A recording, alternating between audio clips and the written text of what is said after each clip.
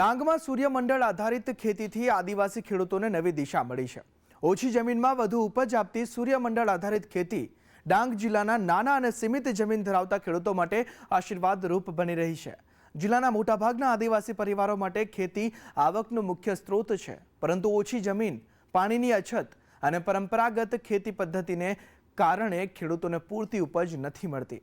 ત્યારે સૂર્યમંડળ આધારિત ખેતી ખેડૂતો માટે આશાનું કિરણ બની છે।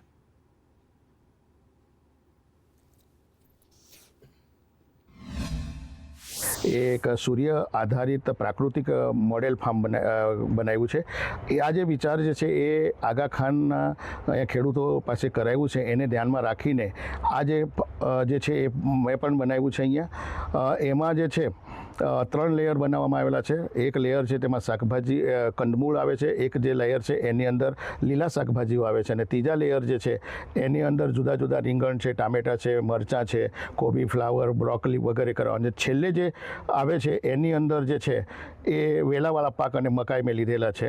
એટલે આ રીતે આખા વર્ષમાં લગભગ આપણે 21 જેટલા પાકો લઈ શકીએ, અને એ જે પાકો જે છે તે સતતના સતત ચાલતી રહે, એટલે એ કુટુંબ માટે એ બહુ સરસ છે।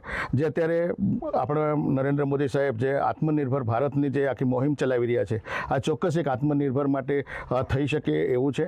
અને પ્રાકૃતિક ખેતીને પણ ડાંગને આ મહત્વતા આપ્યું છે, તો એક પ્રાકૃતિક દ્રષ્ટિ અને આત્મનિર્ભર સ્વદેશી વસ્તુ અહીંયા જ આપણને મળી શકે છે।